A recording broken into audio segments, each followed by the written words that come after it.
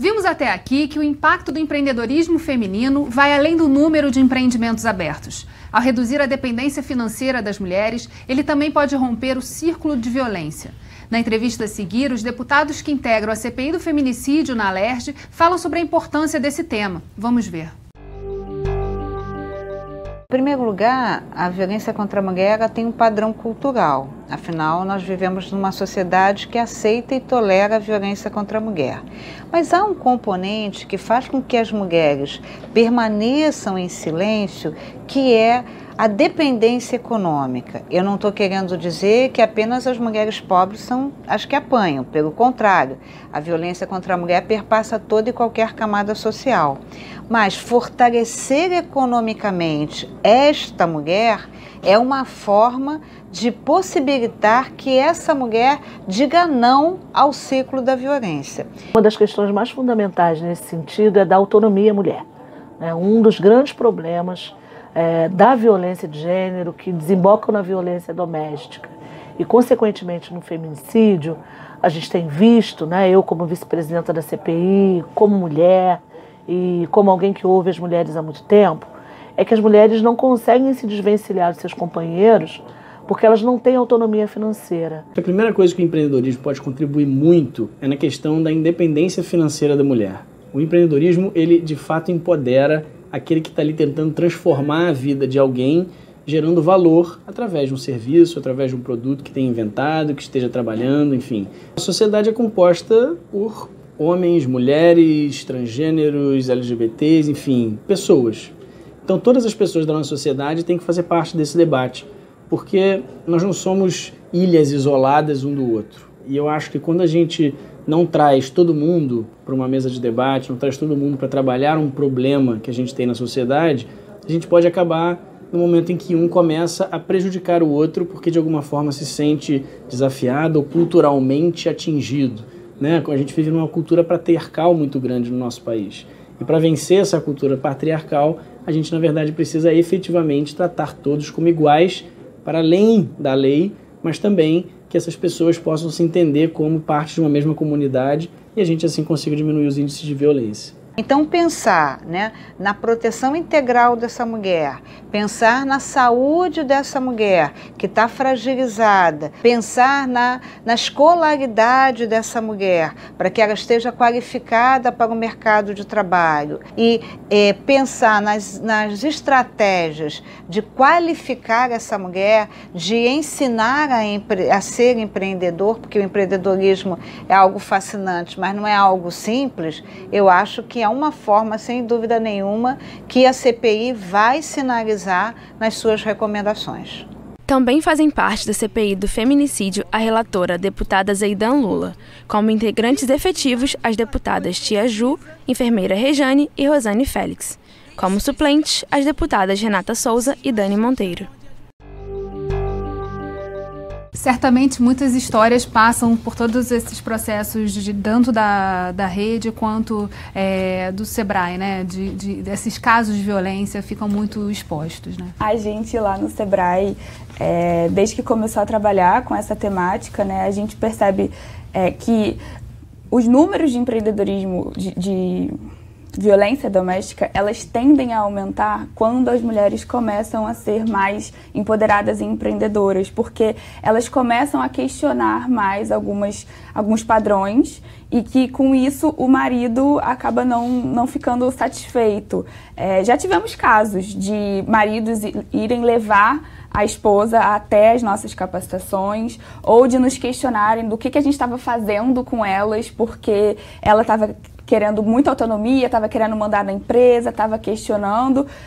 Já teve um caso em algum estado, que agora eu não lembro, porque o Sebrae está trabalhando essa temática em mais 10 estados, em que a esposa citou o Sebrae num pedido de divórcio, porque por toda essa questão de que ela realmente estava ganhando ali uma segurança para seguir em frente, que o marido ele não concordava, porque tá indo contra o que eles acreditam, No caso do Ela Pode, ele é um programa muito flexível, não é à toa que nós precisamos desse número de horas mesmo, para elas poderem se manifestar. E qual não é a nossa surpresa que logo nas primeiras horas, quando elas têm a oportunidade de falar sobre as suas histórias, sobre as suas vivências, né, suas experiências, aparecem casos de violência. É muito comum, é um índice muito alto, a gente ainda está levantando esse número e a gente precisa saber como tratar isso dentro do empreendedorismo, dentro dessas 16 horas. Então a gente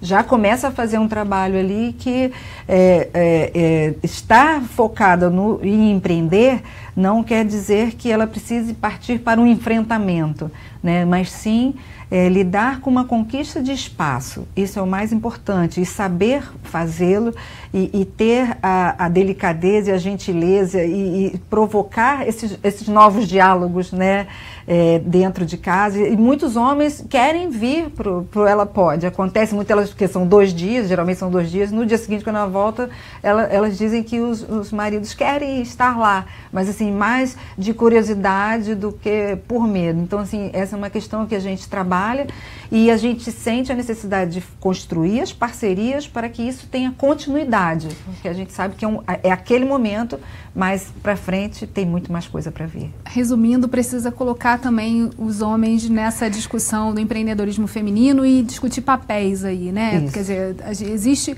existe uma nova configuração de sociedade se colocando, a gente tem os desafios do emprego, já tem, todos os dados apontam que a gente não vai ter o mesmo número de vagas, mesmo que o mercado de trabalho volte a se aquecer. Então, o papel de cada um na sociedade vai estar todo sendo mexido e vai ter impacto também nessa questão do papel das mulheres em casa e no trabalho. Vai ser uma questão de construção de limites e de conversa, de trazer que todo mundo tem espaços de fala, ainda que cada um tenha as suas particularidades de fala.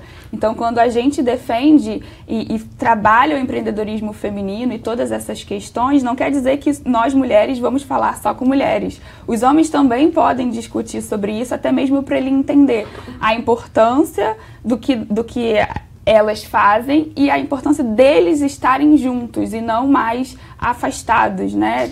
E tem toda uma discussão sobre o machismo tóxico, né? De qual o papel do homem, de como esse papel é construído o tempo todo, e toda a tentativa de se buscar um equilíbrio aí é sabotada pelas próprias piadas e pelos próprios grupos que já estão lá consolidados, de amigos, da própria família. Eu acho que a tendência é que a gente, daqui a pouco, tem um Ela Pode família, porque as crianças já vêm, os maridos querem vir e as mulheres já estão. E a gente sabe que a mulher, quando empreende, quando ela tem o seu negócio, ela beneficia a família, né? Então, assim, isso já está interligado. Então, eu acho que é uma sequência natural. Era legal você contar um pouquinho do último evento que vocês fizeram, que reuniram 5.000 mulheres para falar sobre essa questão do empreendedorismo e também da discussão da mesa dos homens, né? Pois é. Na semana passada a gente teve o fórum que a gente tem anualmente da Rede Mulher. Nós tivemos um público recorde de 5.000 mulheres de todo o Brasil e isso nos animou demais a proporcionar, né, essas discussões, esses novos diálogos, e um dos painéis era o painel dos homens. E eles, cada dia, nos últimos anos a gente tem tido sempre esse painel, e cada dia a gente vê eles mais dentro, né, dessa questão, e eles discutindo entre eles, falando, né, que cenário é esse, né, das mulheres empreendendo, como eles se comportam, das angústias deles, que eles vivem, né, por conta de todas essas mudanças. Por isso que a gente cada vez tem mais certeza que o futuro do empreendedorismo tem a ver com famílias. Que outros elementos, na opinião de vocês, para a gente encerrar o programa, são necessários a gente agregar no que diz respeito ao apoio às mulheres empreendedoras ou que querem empreender, em termos de sociedade, seja acesso a crédito, outros caminhos?